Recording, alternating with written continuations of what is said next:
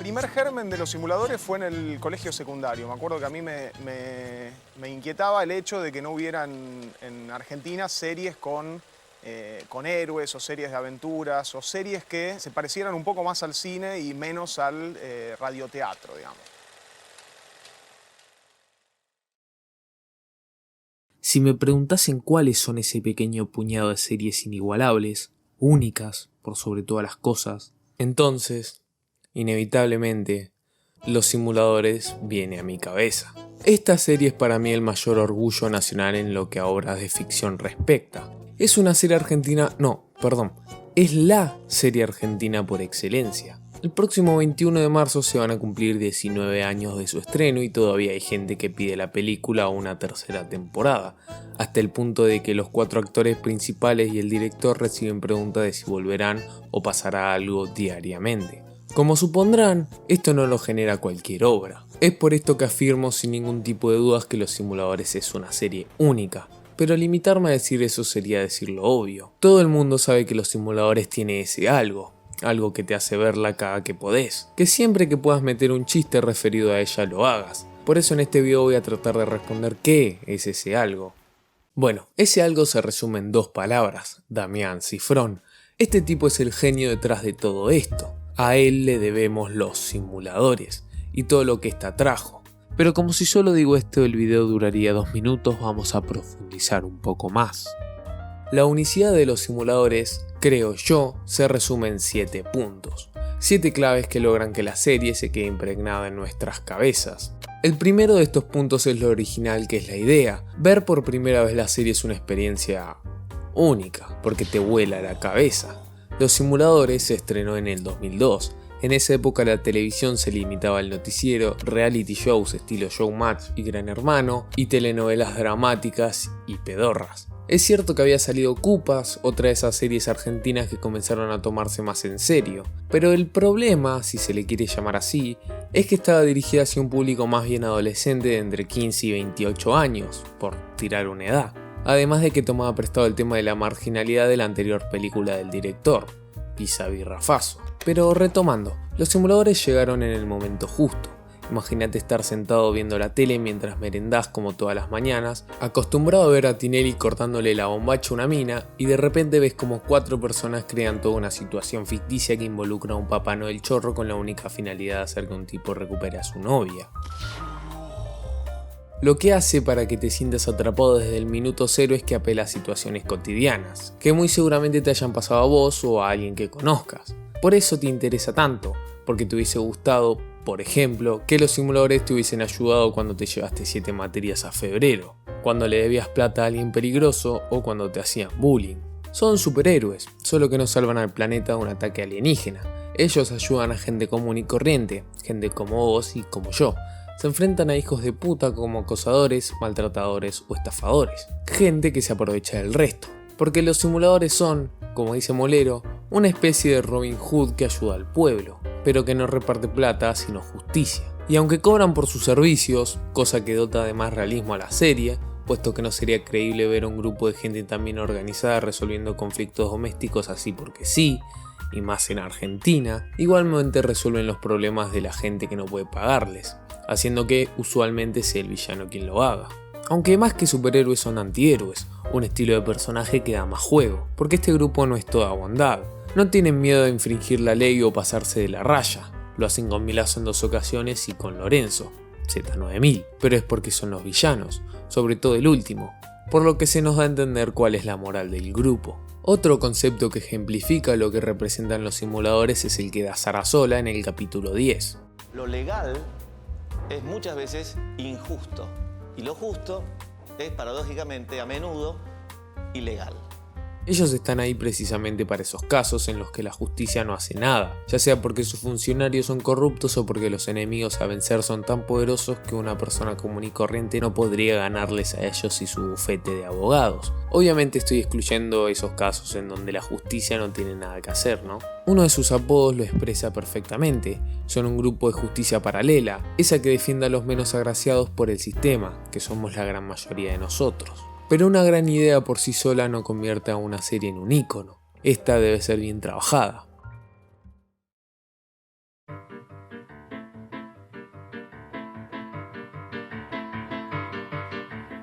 El guión de los simuladores es perfecto. Lo que más me llama la atención es cómo puedes ver el mismo capítulo en bucle por 5 horas y te sigue pareciendo una maravilla. Cada uno de sus capítulos se puede resumir con la misma frase: situaciones comunes llevadas al extremo. Y lo hace de manera excelsa. Su estructura es simple, el clásico en los capítulos de televisión de los 4 actos, marcados por la introducción y cada una de las pausas publicitarias. El primer acto es el teaser, donde te presentan un caso muy simple que se puede desarrollar en unos pocos minutos, pero por sobre todo que te prepara para lo que estás a punto de ver. Despacito que no es giratoria, maestro, ¿eh? Porque si apenas arranca el capítulo ya empiezan con el caso principal, no te lo creerías, porque te estarían presentando el código sobre la marcha. Y todo esto lo digo hablando sobre el primer capítulo que veas, porque cuando empieces el segundo episodio ya lo entenderías, pero quizás nunca hubieses visto ese segundo episodio porque no te hubiese enganchado. Si no me entendieron, me explico de manera más barrial. Sin el teaser es como si Cifrón te la metiese seca, sin siquiera la decencia de un escupitajo.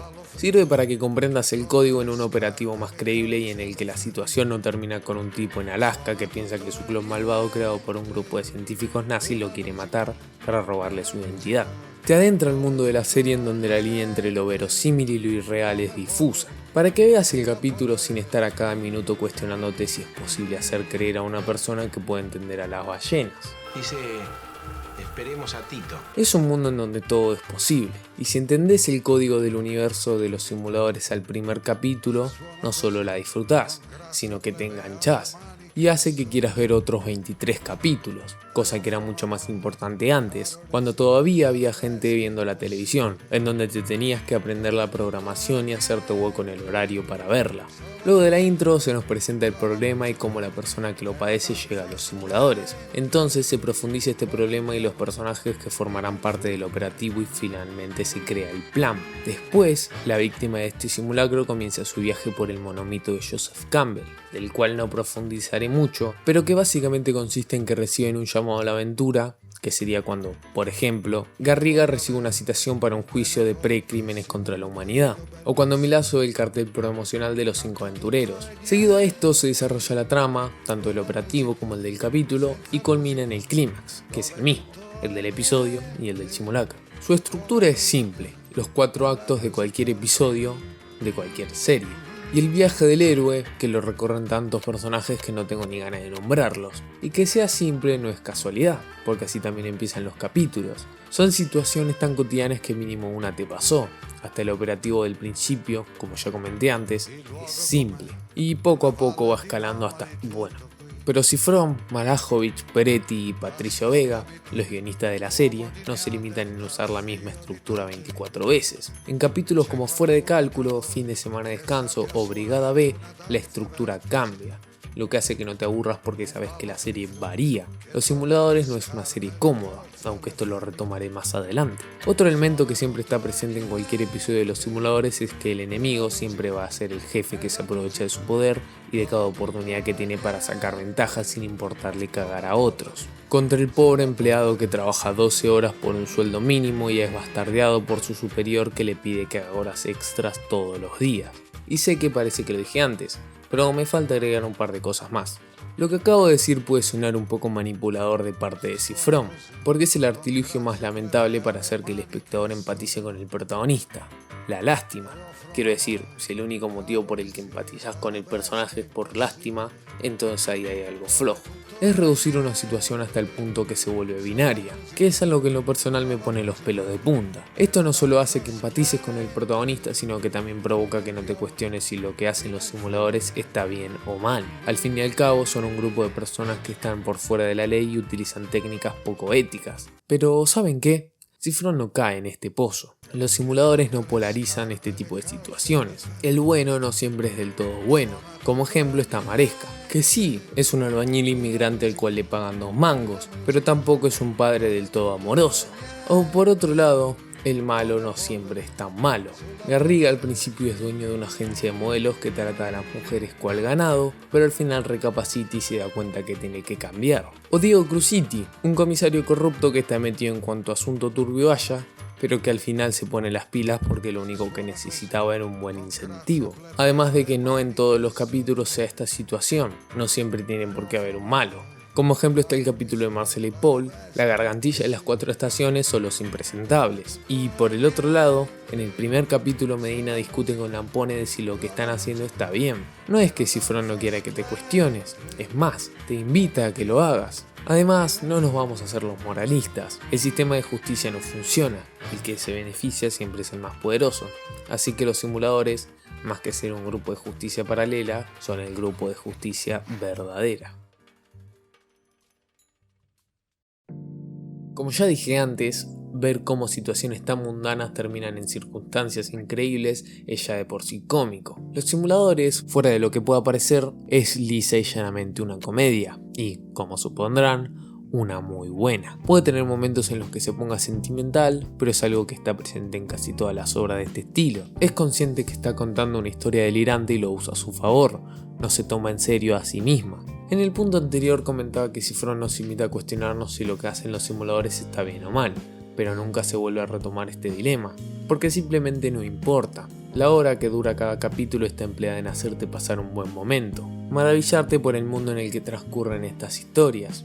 Uno de los elementos que emplean los simuladores para hacerte reír es ridiculizando a todo el que pueda ser ridiculizado, pero sobre todo a los villanos. Ver cómo al personaje que nos cae mal lo dejan como un boludo nos divierte. Cuando el amigo de Enrique que putea a la familia pobre, la mujer lo gorrea con un pibito de 14 años nos causa risa, porque lo está dejando en ridículo. Lo mismo pasa en todo el capítulo 3, Seguro de Desempleo, con el personaje de Romagnoli, o el mejor, cuando Milazzo paga 300.000 pesos para terminar un año en el Impenetrable, pensando que está en un reality show y que se podía ganar $1 millón. Aunque también ridiculizan a los propios simuladores. El que más sufre esto es Lampone, y no es casualidad, ya que es el más fuerte y que menos sentimientos expresa de los cuatro. También se emplea mucho la comedia por repetición. La primera vez que dicen: yo creo que vos tendrías que ir a ver una gente que yo conozco. Quizá no nos dé risa, pero ya se vuelve una frase icónica cuando aparece cada vez que un antiguo cliente de los simuladores lo recomienda a otra persona. Siempre que llega este momento estamos ahí, esperando que se diga la frase, sacándonos una sonrisa cuando es pronunciada. Otros dos grandes ejemplos son el uso recurrente del apodo Máximo Cosetti por parte de Ravenna y el disculpe, ¿fuego tiene? Que dice Mario Santos a las víctimas de sus operativos cuando este acaba. Aunque también hay otros más pequeños, como que, además de Ravenna, todos los personajes utilizan el nombre de anteriores víctimas para sus falsas identidades, o el de la corbata y la cancha de pádel. Pero el mejor elemento cómico que se utiliza en la serie, en mi opinión, es el metahumor o las metareferencias. ¿Qué es esto? Bueno, son chistes que hacen referencia a la propia serie, en este caso a su producción. El más recordado de todos estos es el del Puma del capítulo 10. Para el que no sepa, cuando Santos le está pidiendo los materiales a Lampone le pide un tigre, pero lo que termina consiguiendo es un puma porque el tigre era muy caro. Bueno, originalmente Cifrón también quería un tigre, pero la productora solo le pudo conseguir un puma. Aunque claro, este chiste cobra sentido una vez conocida la historia, por eso hay otros.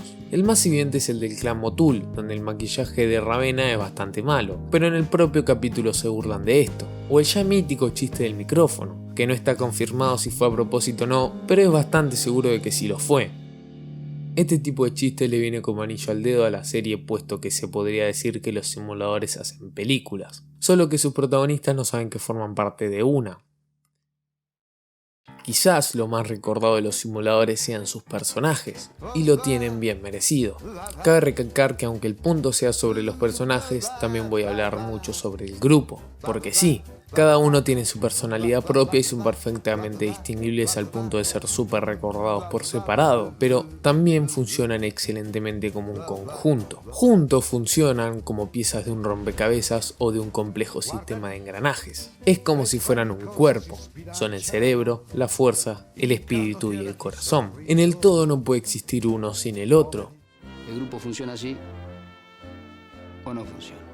Esto sin recalcar la química que hay entre ellos. Son un grupo de amigos en la serie y en la vida real, puesto que los actores ya se conocían de antes e incluso llegaron a abrir un bar juntos. Cómo, siendo tan diferentes el uno con el otro, logran ser amigos también es un elemento cómico, pero que decidí incluirlo en este punto porque se da gracias a cómo son ellos. El mejor ejemplo de esto son Medina y Lampone, que son dos polos completamente opuestos. Uno es un dulce de leche que no tiene miedo a expresar abiertamente sus sentimientos, mientras que el otro es el el tipo duro que no se abre ni aunque se le implore. Ver cómo sus dos personalidades chocan siempre genera una situación divertida.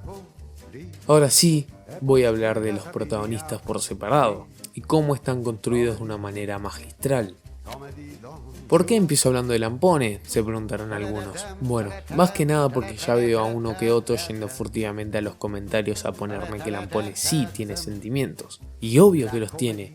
De hecho es, después de Medina, obviamente, el personaje más sentimental que se nos muestra. Aunque es más al final de la segunda temporada. Lo que quería decir con eso es que es un tipo que no le gusta mostrar sus sentimientos. Y es que esa es la esencia de Lampone. Traten de recordar algún momento de la serie en el que sonría. Seguro alguno habrá, pero son muy escasos. No es casualidad que siempre use lente de sol, ya que le tapan los ojos y las cejas, que son los elementos más expresivos de la cara. Y quizás sea por sus traumas de la infancia, por algo que vivió en la guerra de Malvinas. Pero en realidad es porque, como comenté antes, Lampone es la fuerza del grupo. Es el tipo duro que conoce a todos y que físicamente es capaz de mucho. Digo, cada tanto se escala una montaña por sí solo junto a su perro. Pero el simple hecho de mostrar que Lampone va al psicólogo hace que no solo se profundice más en el personaje, sino que también se quede incrustado en nuestras retinas. Porque nunca nos pusimos a pensar el poco reconocimiento que obtiene. De hecho, seguro muchos se sorprendieron al ver que el primer personaje que hablo es de él, cuando lo normal sería ponerlo a lo último. Y es que en eso radica gran parte de la esencia del personaje. Si tuviésemos que hacer la comparación, Lampone sería el Donatello de los simuladores. Nadie te va a decir que no le gusta, pero tampoco nadie te va a decir que es su favorito. El para muchos mejor personaje de la serie, Emilio Ravenna, o también conocido como Máximo Cosetti. ¿Qué más se puede decir de él? A ver, me gustaría aclarar algo que quizás se pudo entender mal cuando hablé de Lampone. Esto no es un análisis de personaje, principalmente porque los simuladores no trata de sus personajes sino de sus historias, aunque sus historias no serían las mismas con distintos personajes. Eso es lo que analizo en esta sección. No los personajes, sino por qué funcionan. El por qué sin ellos las historias no serían las mismas. La esencia. Y la esencia de Emilio Ravenna es ser el espíritu del grupo. Gran parte del personaje es su actuación, que es buena en todos y cada uno de sus personajes. En serio. No parece, pero hasta los secundarios que salen una vez en la serie están bien actuados. Pero en Ravenna esto se ve potenciado porque, bueno, él en sí es un actor, y todo esto se lo debemos al gran Diego Peretti. Cada vez que aparece en pantalla se come la escena. No es solo que dote de dinamismo e inunde su carisma por toda la pantalla, sino que se la come. Bueno, a la escena. Un operativo de los simuladores no empieza hasta que Ravenna se presenta como Máximo Cosetti. Aparece y da vuelta el tablero completamente. El ejemplo que mejor retrata mi punto por mucho es el de Fuera de Cálculo. Pequeña incisión. Anteriormente comenté que los simuladores no tratan sobre sus personajes sino de sus historias, pero como sin los primeros las segundas no serían lo mismo, la serie se ve obligada a construir sus personajes por medio de detalles. A ver, cuando empieza el robo, es el oficial Villegas quien está a cargo, hasta que llega un auto de policía en el cual vemos a Bruno Salamanca. Cuando el oficial va a presentarse como el que está a cargo del robo, Salamanca le dice: "Ya no". Se nos presenta como un tipo con poder que agarra la sartén por el mango, que viene a controlar la situación, pero que en realidad lo único que quiere es matar a los ladrones para que no lo delaten. Se puede decir que lo que intentan hacer es un simulacro, pero a mucha menor escala de lo que estamos acostumbrados a ver en la serie. Esto hasta que llega el coronel Máximo Cosetti en una entrada que es simplemente brillante, es épica. Comparemos esto con esto.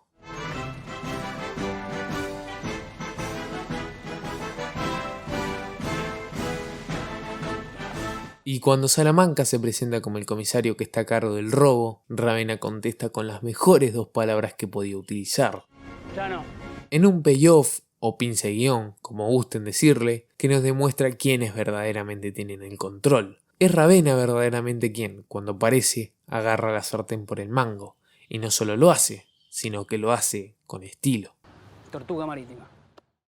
Medina es, seguramente, el personaje más sentimental de la ficción argentina, cosa que no es rara teniendo en cuenta que es el corazón del grupo. Es el personaje que más se hace querer porque es el más humano de los cuatro. En los demás análisis de la serie que veo en YouTube siempre escucho que dicen que los simuladores pueden al principio parecer una tropa elite casi militar, pero que a medida que los conocemos se van mostrando como personas comunes que tienen su propia vida. Y sí, pero no. A ver cómo lo explico. Los simuladores sí son humanos y como tales se nos muestran facetas humanas de ellos, pero no son humanos cualquiera. La mejor palabra que los describe es extravagantes. El personaje que más retrata esto es Lampone, que puede ir al psicólogo y estar triste porque lo dejó la novia, pero por otro lado tiene un perro súper entrenado que encima va a clase de canto con Mariano Mores, escala montañas por sí solo, con el perro, y que además te puede conseguir 2 globos aerostáticos, una mansión abandonada, dos helicópteros y un tigre en menos de un día. Bueno, quizá lo último no,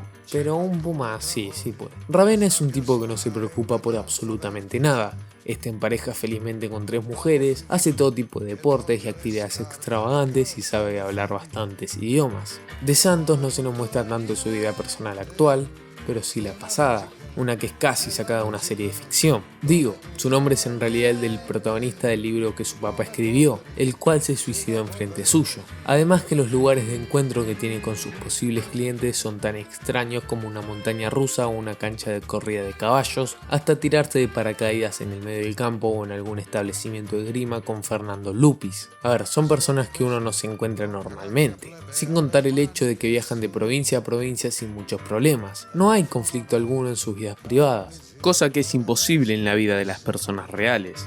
Por otro lado, Medina es el más humano de todos. También es extravagante, sí, pero es más light. En las ocasiones en las que vemos su vida privada, sus hobbies son escribir poemas, ir a la peluquería, planchar la ropa y viajar en carroza o a las toninas con los jubilados. Es el único que expresa abiertamente sus verdaderos sentimientos sin miedo desde el primer capítulo, y el único que llora cuando los simuladores se separan. Eso hace que nos sintamos identificados con él, no nos vamos a mentir, en ese momento nosotros también queremos llorar, pero si los 4 personajes se quedaran como una piedra, los espectadores trataríamos de aguantar el llanto para no quedar mal, aunque sea una tontería. Pero que Medina llore nos da vía libre para que lo hagamos sin sentirnos mal, es como sobrellevar el duelo acompañado. Es más fácil que tratar de hacerlo solo, por eso no es raro que este sea el favorito de muchos.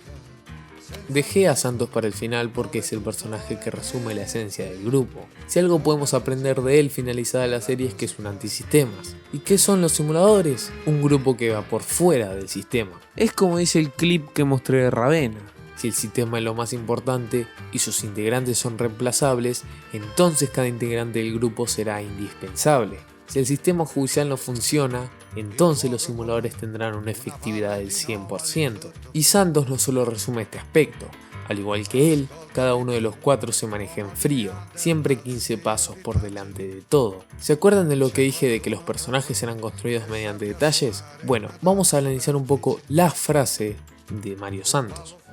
Disculpe, ¿fuego tiene?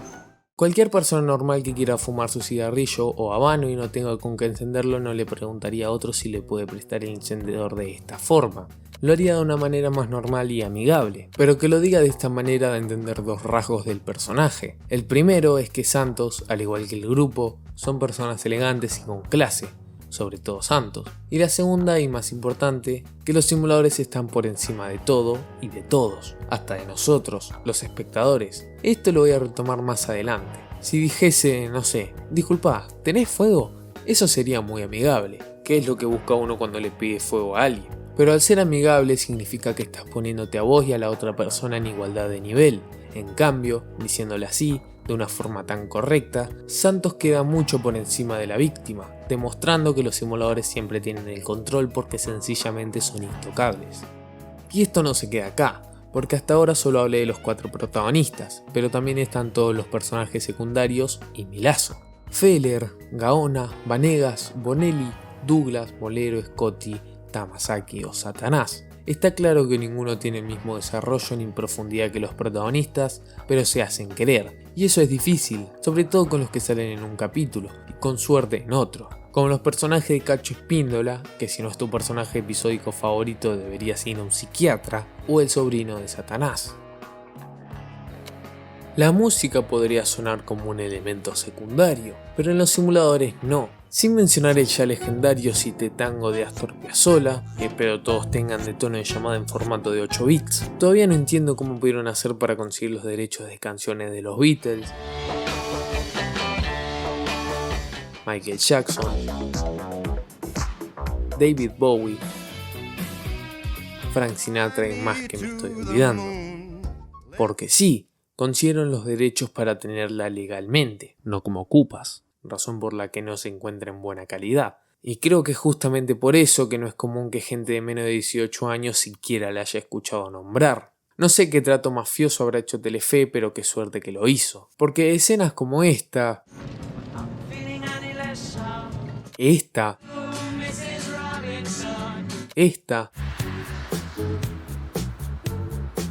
o todo el capítulo de Marcel y Paul no hubiesen sido lo mismo. Y no solo este punto es esencial en los simuladores porque tiene canciones conocidas, también porque Cifrón sabe qué música poner en cada momento. La escena en la que Ravenna llega al robo del banco no sería igual de épica sin esa canción, así también como las escenas del operativo del principio, que deben ser enérgicas y rítmicas ya que todo se nos está construyendo al momento. No son canciones que encontraron en la biblioteca de Telefe y las pusieron porque quedaban más o menos bien, sino que están elegidas con cuidado.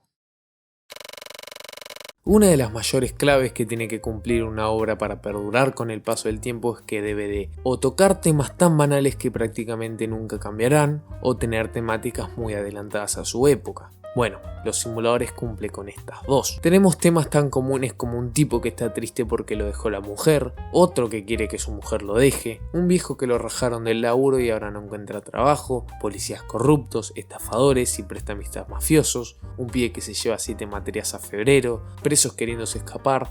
Son tópicos que sucedieron, suceden y sucederán siempre, lo que hace que la serie no envejezca, porque los temas de los que habla tampoco lo hacen. Pero lo que creo es más brillante aún es lo segundo. Los temas que ahora son actuales, pero hace 20 años no. Tenemos episodios sobre el maltrato, el acoso, tanto de un admirador a un famoso o de un enfermo a otra persona común y corriente. La bulimia y la anorexia, el bullying, los irreales estándares de belleza que generan depresión. También hay un capítulo sobre la depresión e incluso de la homosexualidad, aunque sea muy de fondo. O hasta temas que incluso hoy no se hablan tanto, como la impotencia, las diferencias absurdas entre religiones, que fácilmente se podría extrapolar a la cultura o a la ideología política, o la adicción a las mujeres. Si no supieras absolutamente nada de los simuladores y te pusiesen el capítulo del Z9000, obviando el tema de la calidad y la relación de aspecto, tranquilamente podrías pensar que es un capítulo que se estrenó la semana pasada, pero no. Es un capítulo que salió hace ya casi 20 años. No sé si es porque Argentina no cambia, o bueno, el mundo en general no cambia, o porque Cifrón simplemente es un genio, que podrían perfectamente ser las dos. De hecho, las dos son ciertas. Ahora sí, llegamos al punto más importante, la respuesta al por qué los simuladores es única. Y es porque es arriesgada. Al principio del video dije que los simuladores llegaron en el momento justo, donde ver el noticiero era algo que solo los más retorcidos masoquistas se animaban a hacer, y todo lo demás que había en la tele era basura. Es ahí cuando llega esta serie a volarle la cabeza a todos. Ya de por sí llegar y dar vuelta el tablero como hace Ravenna en Fuera de Cálculo es arriesgado, porque puede que te miren como lo hace Salamanca. Pero esto no pasa con la serie.